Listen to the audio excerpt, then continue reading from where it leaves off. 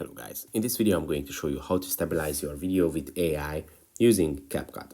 So to do that, it's pretty simple. Just open up the CapCut application and select the video which you would like to stabilize with AI.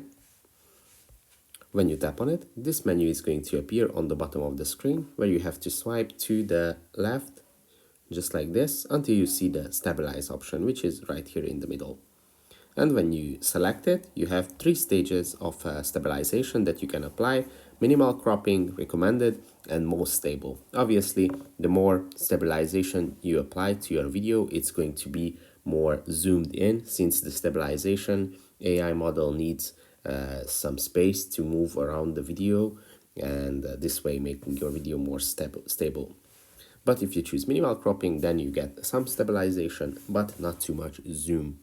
So yeah, it's pretty easy to use. If it was helpful for you, please consider sending a super thanks donation, and see you in the next one.